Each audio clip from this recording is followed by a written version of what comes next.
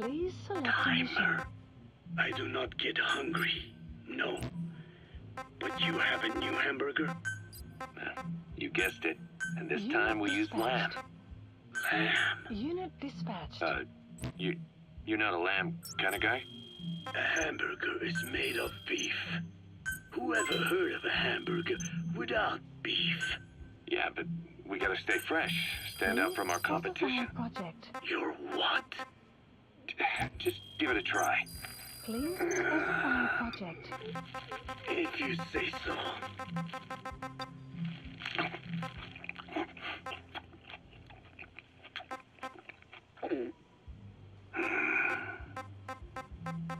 Not bad. But I cannot call this a hamburger. I thought we were onto something this time. Maybe the problem is that it looks like a regular hamburger. Gotta think outside the box. Too much baggage if they come in expecting just another burger. Let's see, cotton candy? To make it look like a sheep? Yeah. Just a minute. You really think people would eat that? What is it you are planning? Are you using me? A taste tester? A one-man focus group? Well, actually, I've already started. I got a place called, Miller's Maxi Buns. You are kidding me. Well, to be honest, business hasn't been great. No one seems to like my, buns. The Ocelot said Diamond Dog's budget did not add up. But you don't mean to tell me. What? No. Our black budget's got it all covered. I'm not embezzling GMP or anything. Still, let's not say anything to Snake, okay? Very well. However, Kazuhira, it takes more than premium ingredients and a clever recipe to satisfy the palate. Okay, so what do we do? The palate seeks one thing: chemical additives.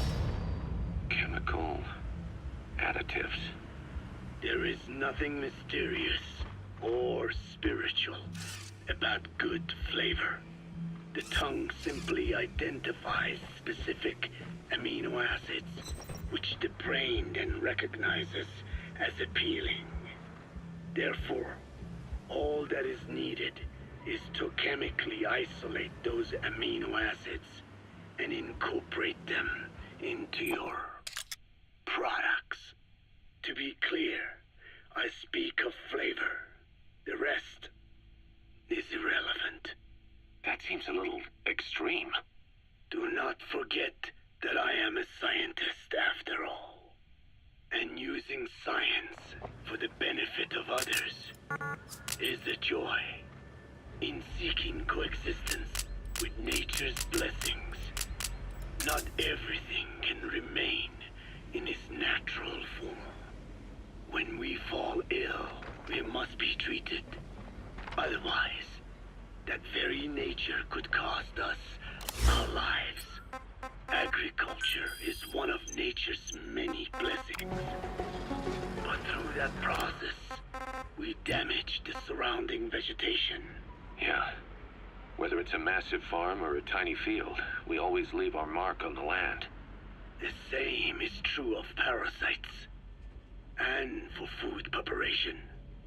If tapeworms in the raw meat of another animal enter the human body, they roam around trying to find their usual habitat. Sometimes even eating away at the brain in their confusion. Momentarily. So in looking through a scientific point of view, you see the necessity for processing food. Yes, it is also sometimes necessary to eliminate certain parasites, or selectively use or even modify others. Alternatively, we could say that if a man is part of nature, the work he does is also part of it. What is important is the balance. Yeah, you're right. Thanks, old-timer. You really opened my eyes. I fooled myself into thinking people today wanted high-quality, all-natural goods.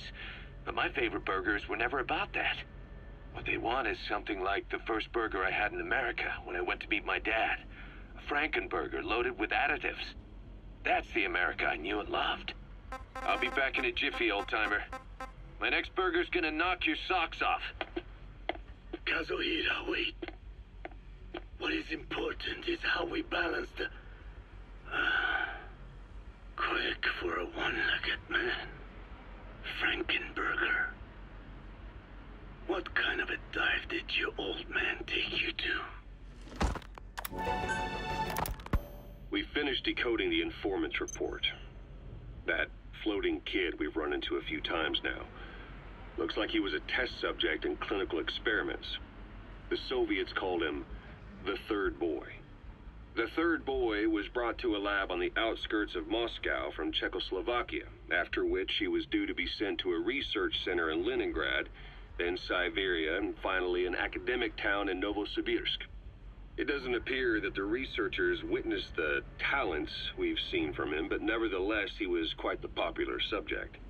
His latent cognitive abilities suddenly awoke en route to Moscow.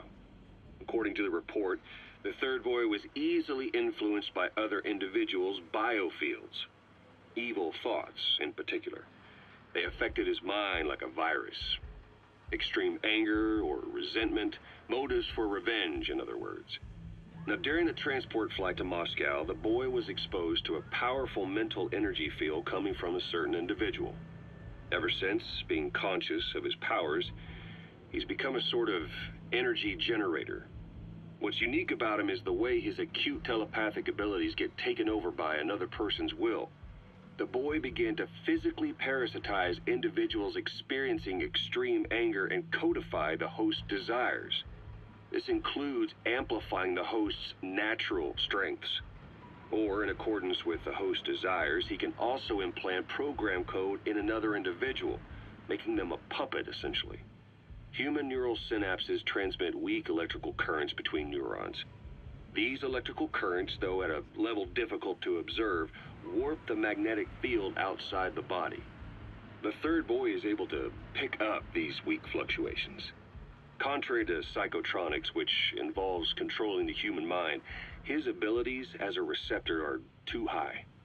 The emotions he picks up from another individual are amplified and unleashed into his body as they recur in his brain. They turn into microwaves, which then affect the physical world, triggering paranormal phenomena like the spontaneous combustion of organic matter or psychokinesis, moving an object without touching it.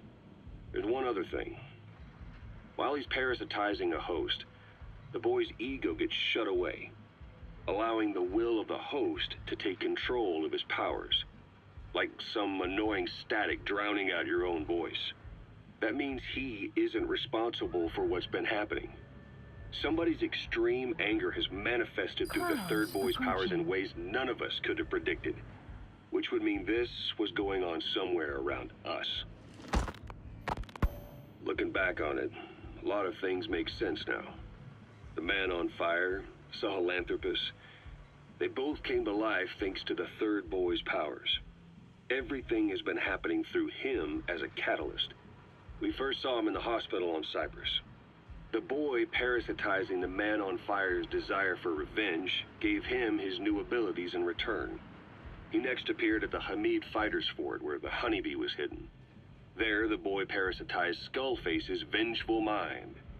He controlled Sahelanthropus, making it do whatever Skullface wanted. Same goes for when we extracted Emmerich onto the chopper. When he appeared at the Devil's House in Central Africa, Skullface's will controlled the man on fire via the Third Boy's powers. Everything is clear up to this point. But even the informant couldn't pinpoint who the host was in the cave within Serac power plant. Sahelanthropus suddenly became active, then crushed not only the man on fire, but Skullface as well. Surely neither of them could have been the host. Who else was at that location and bore anger more extreme than either of them? Whose will was controlling Sahelanthropus? According to the report, emotions transmitted in children's brains affect the surrounding magnetic field more strongly. Cerebral nerves are covered with insulation called myelin sheaths to increase impulse speed. The reason for this leakage has to do with the fact that children's myelin sheaths are still developing. So, how many children do you remember being there?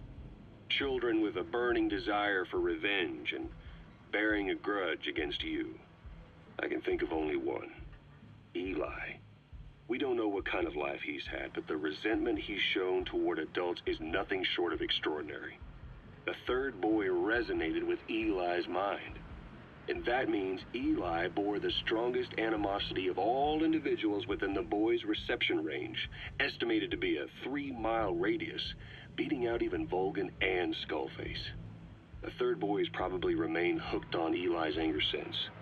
You remember at the Devil's House, the third boy showed an interest in Shabani? That must have been his ego making a rare appearance. He may possess abilities far beyond anyone else in the world, but he's still a kid. Maybe them both being kids was enough to bring them together. And if so, maybe with Eli, he isn't feeding off him, but acting in symbiosis with him. So what kick-started the third boy's powers? If we look at the location and time that his plane went down, we can make a pretty good guess. When the plane experienced the first anomaly, it gave an accurate report of its position to a control tower, due north of the Black Sea, 125 miles east of Kiev. Dead south on the Black Sea is Cyprus's Green Line. So the plane's position was directly north of the hospital where you'd been asleep for 9 years. And this anomaly was reported at exactly the same time that you woke up. The plane was enveloped in flame from the inside out. The fuselage burnt to ashes. There were no survivors, at least not publicly admitted.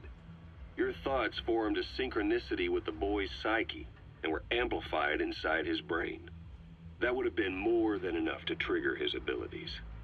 Your rage was like a big bang in his head, blowing the lid off his powers. The boy was then secretly moved to the lab outside of Moscow where Volgan was comatose. There, Volgan's thoughts resonated with the boy and he was awakened. Volgan became the man on fire, hell-bent on getting revenge on you. His instincts led him straight to you. Skullface knew Volgan from Operation Snake Eater, or perhaps from even before. Monitoring this pair of extraordinaries, he discovered the hospital and sent his assassin and XOF. Skullface was probably watching the situation from close by. Then, realizing how useful these two test subjects could be, he approached them. Reacting to Skullface's thirst for revenge, this time the boy let Skullface's will control Volgan. Volgan, at times driven by personal revenge, at times through Skullface's will, kept on moving, though his body was little more than dead meat. Perhaps there were moments where even your thoughts affected him as well. But without the boy's power, it was like the plug had been pulled from the socket. Everything was powered by anger, malice, revenge. This is how the end of the report sums things up. Both the third boy and the man on fire were originally test subjects of paranormal research for military applications, like telekinetically controlling the leader of an enemy nation and making him launch a nuke, or stopping the heart of someone on the wrong side of the Berlin Wall, experimenting with latent human abilities. They were used as tools of the Cold War.